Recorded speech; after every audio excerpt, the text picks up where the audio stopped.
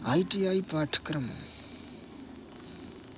कौशल विकास उद्यमशीलता मंत्रालय के अधीन प्रशिक्षण निदेशालय देश भर में शिल्पकार प्रशिक्षण योजना CTS के अंतर्गत औद्योगिक प्रशिक्षण संस्थानों के नेटवर्क के माध्यम से राष्ट्रीय कौशल आहर्ता ढांचागत अनुरूप 1700 पाठ्यक्रम के व्यवसाय प्रशिक्षण प्रदान करता है। ITI के माध्यम से संचालित सभी पाठ्यक्रम राष्ट्रीय कौशल आहर्ता ढांचागत के अनुरूप और राष्ट्रीय व्यवहार्य शिक्षण परिषद द्वारा अनुमोदित है। पाठ्यक्रम का पुनर्निरीक्षण तकनीकी प्रगति, व्यावसायिक मानकों के अनुरूप और उद्योगों की आवश्यकताओं के अनुरूप आवश्यकता के आधार पर अथवा NCVET के दिशा निर्देशों के अनुरूप प्रत्येक 3 वर्ष में किया जाता है।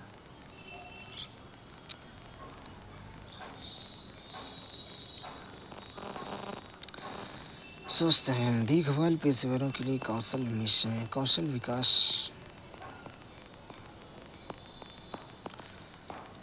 भारत सरकार ने कौशल भारत मिशन के अंतर्गत कौशल विकास उद्यमशीलता मंत्रालय विभिन्न योजनाओं और जैसे प्रधानमंत्री कौशल विकास योजना, जन शिक्षण संस्थान, राष्ट्रीय शिक्षा प्रदान जैसी योजनाओं के विकास केंद्रों के नेटवर्क के माध्यम से औद्योगिक संस्थानों ITI के जरिए केरल सहित देश भर के समाज के सभी युवा वर्ग के कौशल, पुनर्कौशल और कौशलोन्नयन प्रशिक्षण प्रदान करता है। कौशल भारत मिशन का उद्देश्य भारत के युवाओं को भविष्य के लिए तैयार करना, उन्हें पैरामेडिकल और संबंध हेल्थ केयर क्षेत्रों सहित उद्योग प्रासंगिक कौशल को सुसज्जित करना है।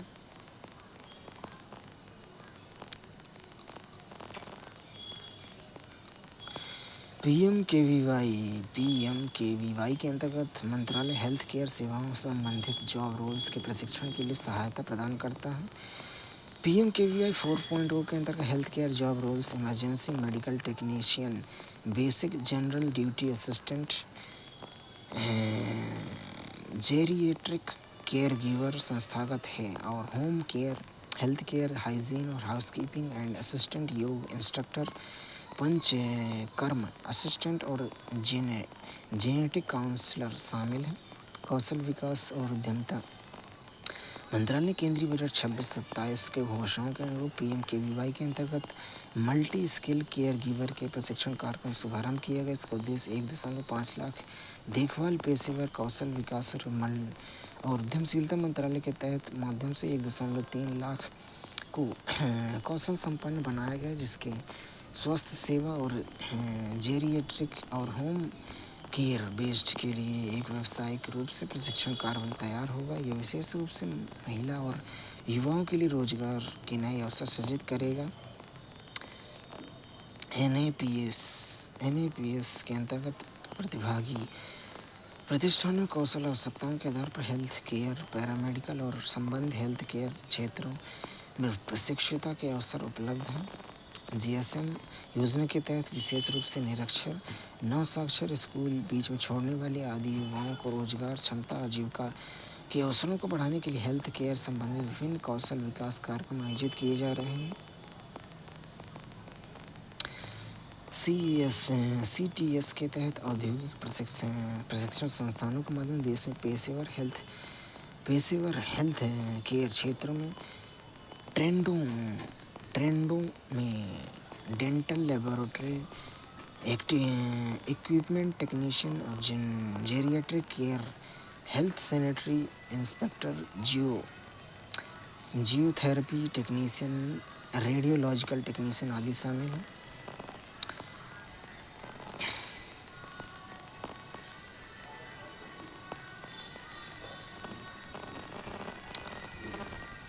कौशल विकास परितंत्र का विस्तार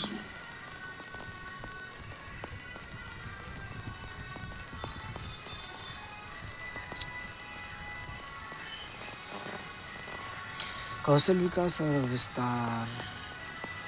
विस्तार मान कार्यबल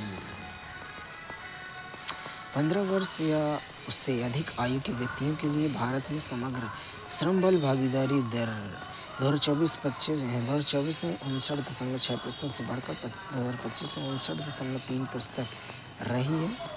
केवल मामूली कमी दर्ज की गई।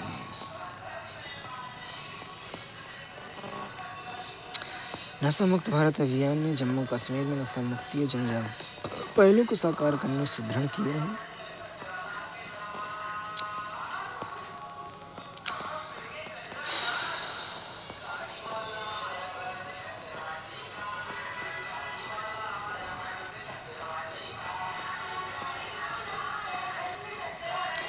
राष्ट्रीय टोल फ्री नशा मुक्त हेल्पलाइन 14446 का संचालन करता हूँ।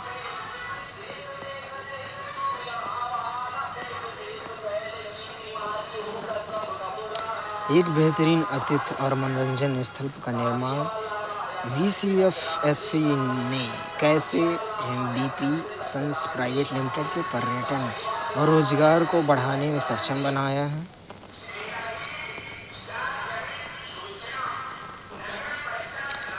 स्वच्छ ऊर्जा सतत उद्यमिता को बढ़ावा देने कैसे VCFSC ने डार्टी सन्स प्राइवेट लिमिटेड सफल ऊर्जा परिवहन सक्षम। सुलभ स्वास्थ्य सेवा तक पहुंच का विस्तार VCFSC ने अबोली अस्पताल में एक आधुनिक बहुविशेषता स्वास्थ्य सेवा संस्थान बनाने में मदद की। देश भर में PMAJY आदर्श ग्राम घटक के तहत 47,328 गाँव चयनित हैं। तेलंगाना के 435 गाँव भी शामिल हैं। ब्रिक्स देशों के राष्ट्रीय सांख्यिकी कार्यबलों के प्रमुखों की बैठक परिवर्तन के प्रेरक के रूप में गुणवत्तापूर्ण सांख्यिकी। भारत की अध्यक्षता में ब्रिक्स सदस्य देशों के राष्ट्रीय सांख्यिकी कार्यालयों के प्रमुख की 2 दिवसीय बैठक 3 अगस्त 2026 को लखनऊ उत्तर प्रदेश में हुआ। सुदृढ़शीलता, नवाचार, सहयोग और सतत विकास ब्रिक्स के व्यापक विषय पर के तहत दिशा निर्देश। ब्रिक्स सांख्यिकी ट्रैक भारत में परिवर्तन प्रेरक की गुणवत्तापूर्ण सांख्यिकी विषय पर अपनाया गया है। डेटा गुणवत्ता, नवाचार, प्रभावी जन केंद्रित प्रणालियों में अटूट प्रतिबद्धता को दर्शाता है।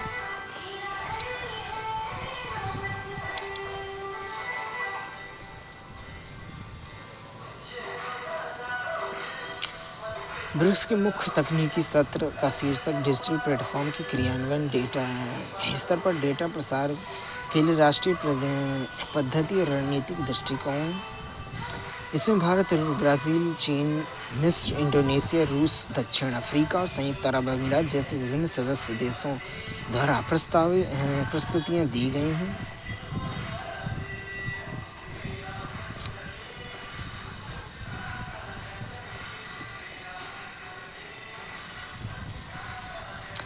कंप्यूटर असिस्टेंट पर्सनल इंटरव्यू जैसे डिजिटल प्लेटफॉर्मों के अंगीकरण के माध्यम से नेशनल सैंपल सर्वे का आधुनिकीकरण। इसमें ई सिग्मा प्लेटफॉर्म के साथ inbuilt validation check, AI inbuilt chatbot और बहुभाषी इंटरफेस शामिल हैं।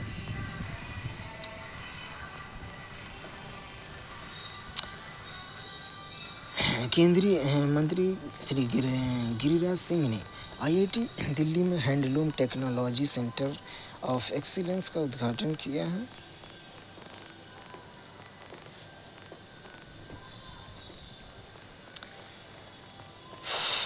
हैंडलूम 4.0 मोबाइल ऐप जो कारखाने करघे उत्पादकता, गुणवत्ता, रखरखाव, स्थिरता के लिए डिजिटल मॉनिटरिंग सक्षम करेगा। हैंडलूम ई-विद्या हैंडलूम पास की क्षमता कार्यक्रम में समग्र डिजिटल लर्निंग और नॉलेज प्लेटफॉर्म। हैंडलूम एक्स एक एक्सप्लोरेशन इनक्यूबेशन प्लेटफॉर्म जो मंत्रालय के 5F वैल्यू चेन में काम कर रहे स्टार्टअप और इनोवेटर्स का समर्थन करेगा। Kalagraha handloom studio gen Z design studio जो कस्टमाइजेशन और विजुअलाइजेशन के माध्यम से समकालीन उपभोक्ताओं को प्रमाणित हैंडलूम उत्पादों से जोड़ने के लिए डिजिटल तकनीकी का उपयोग करेगा। थ्रेड्स ऑफ वलर एक स्थिरता पहल है जो वैज्ञानिक रूप से रिसाइकल किए गए रक्षा मंत्रालय को रक्षा मंत्रालय को कुशल शिल्पकलाओं के साथ प्रीमियम हैंडलूम फैब्रिक्स में परिवर्तित करते हैं।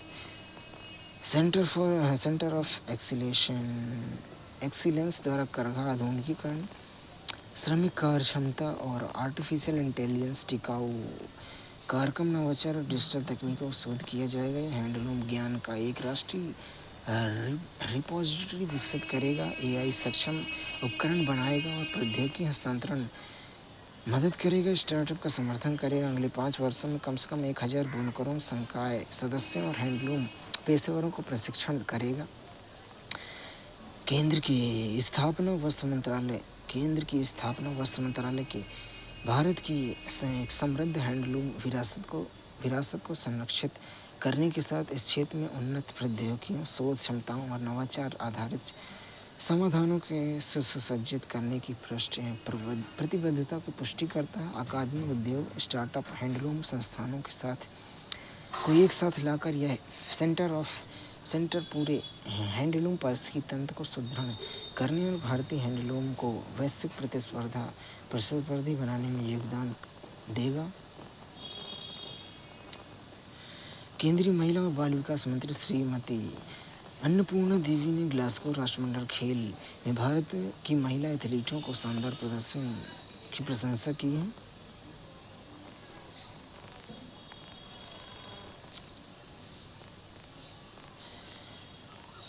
केंद्रीय युवा कार्यक्रम और खेल मंत्री डॉक्टर मनसुख मांडविया ने राष्ट्रमंडल खेल 2026 में भारोत्तोलन स्पर्धा में पदक जीतने पर नगद पुरस्कार देकर सम्मानित किया। एथलीटों को स्कूल और कॉलेज जाकर अगली पीढ़ी को प्रेरित करने की अपील की है।